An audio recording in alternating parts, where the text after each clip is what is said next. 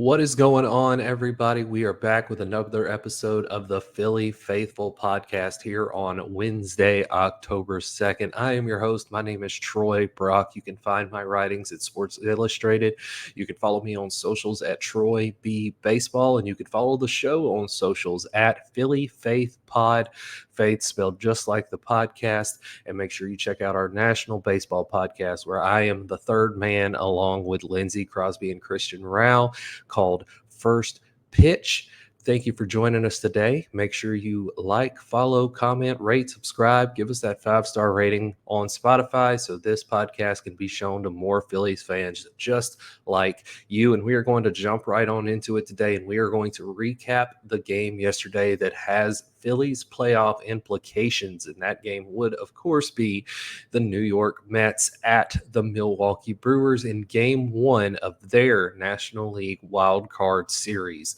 The Mets took that game 8-4, but the offense really wasn't great on either side with runners in scoring position or just in general. The Mets only went 7 for 33, which is a little better than a 200 batting average, but pretty close to a 200 batting average for a team combined. But they did draw 5 walks. They did well with runners in scoring position. They went 5 for 7 with runners in scoring position, and that is what led to them scoring 8 runs against the Brewers, along with the 5 walks. That's a lot of walks for one team to draw in a single game.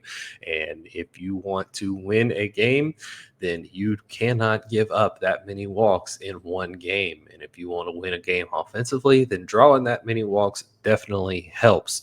As far as the Brewers go, their offense struggled much more than the Mets did. They went 8 for 34, and they only drew 2 walks.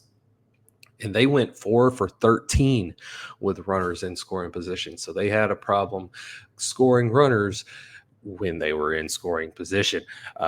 With their 4 hits, they scored 4 runs. So just about every hit that came with runners in scoring position for them scored a single run, and that's not good. You cannot have that in the playoffs. It just in any time in baseball, you need to be able to hit better with runners in scoring position and capitalize on your scoring opportunities.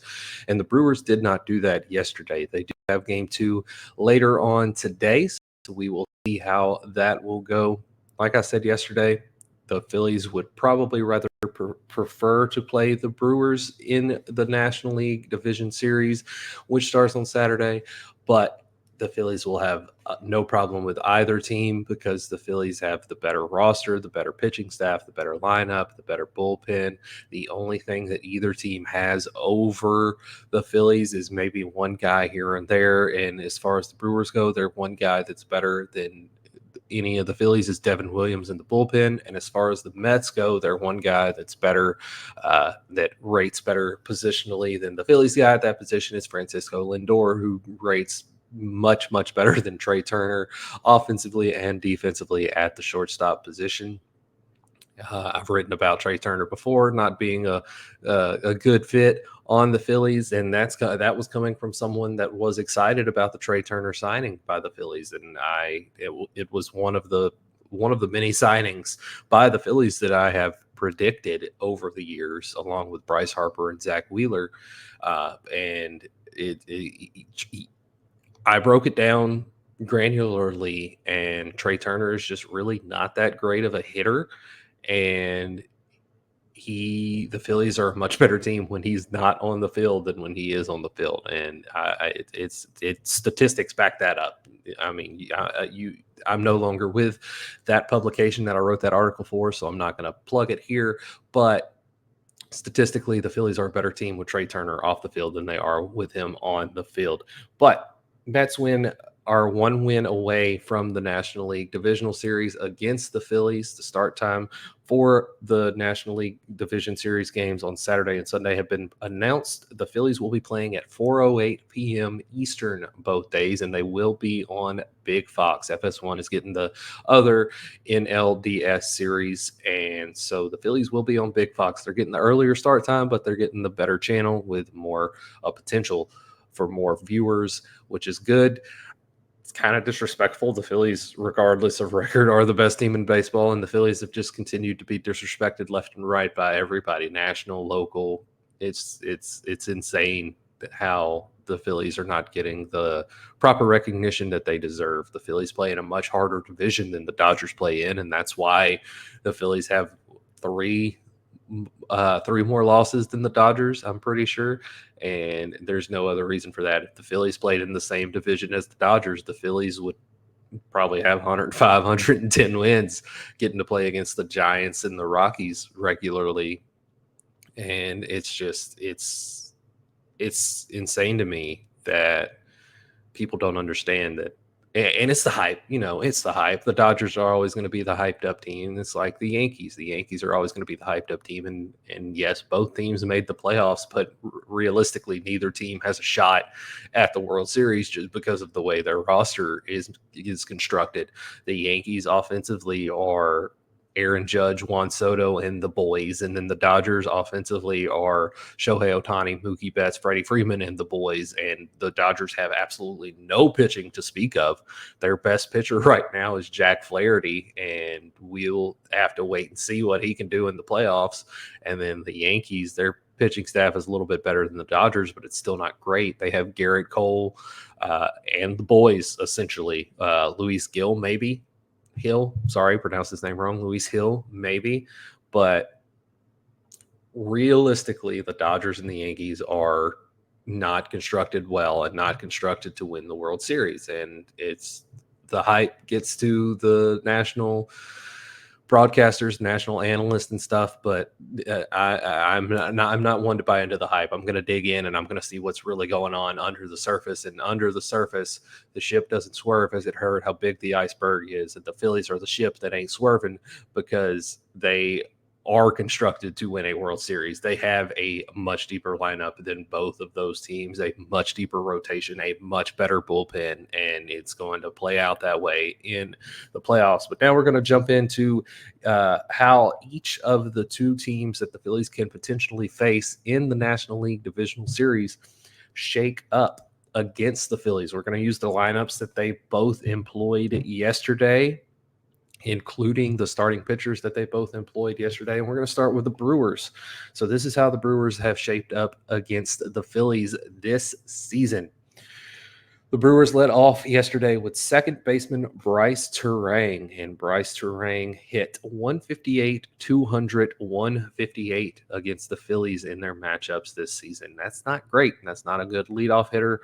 And who knows, they'd probably shake up their lineup a little bit if they did, in fact, go on to face the Phillies. But Bryce Turang has not hit well against the Phillies, and that's going to be a theme across the board for pretty much the entire Brewers lineup outside of three players here, two players. And it's as I've said already, the Phillies would much rather face the Brewers than the Mets. Batting second for the Brewers yesterday was left fielder and rookie, probably third place rookie of the year finisher, Jackson Chourio. Chourio hit 133, 188, 267 against the Phillies this season. Again, not great. And third for the Brewers yesterday was catcher William Contreras. William Contreras is one of the couple of batters that did well against the Phillies this year. He hit 286, 375, 381 against the Phillies. And William Contreras is realistically one of the Brewers' best hitters. So it's not surprising to see William Contreras hit well against good pitching because he's going to hit well regardless. The Braves really lost a good piece when they traded William Contreras to the Brewers. Batting fourth yesterday for the Brewers is center fielder Garrett Mitchell. He only had 8 plate appearances against the Phillies this year, but he hit 250, 250, 500. So a 750 OPS, above league average across the board for Major League Baseball this year. So that's a solid season, but it is a very, very small sample size. He did not draw any walks. So it's up in the air, really, how he will do, because that is really too small of a sample size to gauge any indication of how he will do against the Phillies in the playoffs, but he did fare well in his 8 plate appearances against the Phillies in the regular season. Shortstop Willie Adames, a lot of people consider him to be the best hitter on the Brewers with his 32 home runs. He had a really good season, and I'm pretty sure he's going to be a free agent this offseason. He did not show it against the Phillies. In his season against the Phillies, he hit 0 as his batting average, 0.087 as his on-base percentage, and of course he had a 0 batting average, so he has a 0 slugging percentage. So he has an OPS against the Phillies of 0.087. That's not good for somebody that's supposed to be your best hitter, and the Phillies handled him well, and in a contract season as well. So take that for what it's worth. Next up, DH for the Brewers yesterday, Jake Bauers. For pretty much most of the season, at least in the games against the Phillies, Jake Bauers and Rhys Hoskins kind of traded off DH and first base. Yesterday, Bauers was the DH. He only had 10 plate appearances against the Phillies. He hit 222, 300, 222, so a 522 OPS against the Phillies. Not great, but again, a small sample size. He is a very good power hitter, so probably against Nola, he could get a home run or two. Probably not against Wheeler or Sanchez, but against Nola and Suarez, I could see Bauers getting a home run or two. But other than that, I think the Phillies could hold him in check pretty well. Next up's the only guy really that I would have any qualms about the Phillies facing, and that is first baseman Rhys Hoskins. As you know, if you are a Phillies fan, and if you're listening to this, there's a good chance you are a Phillies fan. Rhys Hoskins spent the first 6 seasons of his career with the Phillies. He missed all of last year with an injury, and the Phillies did not re-sign him in the offseason. He was a fan favorite. Everybody loved Rhys Hoskins. I liked Rhys Hoskins well enough. He was a good dude, but for me, he is much too streaky of a hitter, and the Phillies are a much better team now without him than they were with him. I wish no harm on him. Obviously, I wish no harm on anybody, but I hope he has a good rest of the season and a good tenure with the Brewers, and I hope he can get paid after his contract with the Brewers, because he's got a negative B WAR at least. I don't know what his Fangraphs WAR is, but he did hit pretty well against the Phillies, as is to be expected as a former Philly. In his at bats against the Phillies this season, he hit 333, 400, 722. So that's a 1.122 OPS against the Phillies this season. It would not surprise me at all if the Brewers were to win a game against the Phillies in the DS, that it would be on the back of Rhys Hoskins. As a former Philly, he is 100% expected to be a Philly killer, and that's just how it works in baseball, and that is how I would expect it to work should the Phillies face the Brewers. Next up for the Brewers yesterday was right fielder Sal Frelick. He did not fare well against the Phillies. He hit .067, .125, .133 against the Phillies. So that is a 2.258 OPS. That is not good at all. It was questionable on whether or not he would even play in the postseason. After the last game of the season, he hurt his hip running into a wall, chasing down a fly ball. I think he did make the catch, but he got hurt. He had to leave that game early, but he did wind up playing yesterday, so we'll have to wait and see how that goes for him and the Brewers, and if he will continue to play in this series, and if he'll be on the National League National League Divisional Series roster should they make it that far. And batting ninth for the Brewers yesterday was third baseman Joey Ortiz. He hit 167, 238, 278 against the Phillies in the regular season, so a little over 500 OPS. Not great, but better than most of the rest of the Brewers lineup against the Phillies. So as you could see, Phillies pitching held the Brewers in check pretty well. The Phillies did go 4-2 against the Brewers over the regular season, which is a pretty good winning percentage. And again, as someone that covers the Phillies on paper have nothing to worry about when it comes to the Brewers in the National League Divisional Series. Starting pitcher for the Brewers yesterday was Freddie Peralta. He has, in his one start against the Phillies this year, he did do pretty good as far as pitching goes. He held the Phillies to a combined 118, 211, 294 triple slash.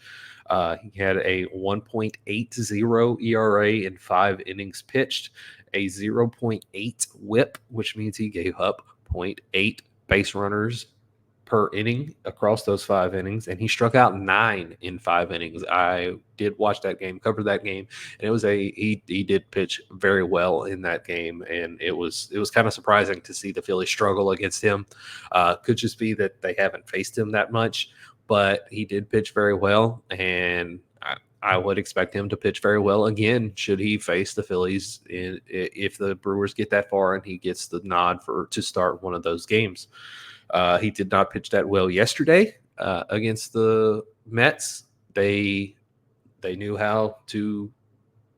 they knew the scouting report against him, make him throw strikes, and they drew a lot of walks off of him. I think he left the game with a 4.5 ERA on the game yesterday. But the Phillies did not fare well against them at the plate. But I do think the Phillies won that game. I don't remember exactly, but I'm pretty sure the Phillies won the game that he started. He just didn't get the loss. And now the Mets, who again won the game yesterday. This is how the Phillies have shaked out against the Mets. And now the Mets lineup has fared against the Phillies pitching this season. Obviously, being in the same division, the Mets lineup has gotten many more plate appearances against the Phillies than the Brewers did, as the Mets and Phillies faced each other 13 times to only 6 times for the Phillies and Brewers. Batting leadoff for the Mets yesterday was shortstop Francisco Lindor. As I said, he is probably their best hitter, but the Phillies held him in check pretty well over the regular season. He only hit 167, 265, 233 against the Phillies this year, and I do think most of that came at the beginning of the season when he was slumping pretty hard. I think most of the Phillies and Mets games came during that slump, so that could be part of that. And then he was hurt in the last series against the Phillies, so he did not play in that series, and the Phillies faced Acuna, and not the Acuna you're thinking of. And batting second for the Mets yesterday was second baseman Jose Iglesias, international pop star. He hit 417, 583 against the Phillies. He did very well in those last 2 series over the last couple of weeks of the season, and that led him to a good season line against the Phillies as a whole. Batting third for the Mets yesterday, left fielder Brandon Nimmo. Nimmo hit 173, 218, 385 against the Phillies. He's really turned into his power this year and really cranked that up a notch to go along with the good plate discipline that he has and the ability to draw walks. And I think he had a career high in home runs. I want to say he had 22 home runs in the regular season. I could be off by 1 or 2, and I'm pretty sure that was a career high for him in home runs. But he's a very underrated player for the Mets. As somebody who covers the Phillies, I know the Phillies don't like the Mets, but you really can't say nothing bad about Brandon Nimmo. He's a really good player on their squad. Batting cleanup for the Mets yesterday was third baseman Mark Vientos. Vientos hit 225, 296, 375 against the Phillies in the regular season. Pretty good line, 670-ish, 671 OPS, it looks like. And he got on base pretty well, more than he did get hits. And he's another power hitter. He plays the hot corner at the plate as it was intended. He hits for power, and he has had a good season for the Mets. First baseman Pete Alonso was next, 277, 424, 532 line for Alonso in the regular season. He was one of the better hitters against the Phillies this season, and it shows in his triple slash. Everybody knows what Pete Alonso can do. He's a 2-time home run derby champion, and he can show off that home run derby power at any given moment at the plate in a real game.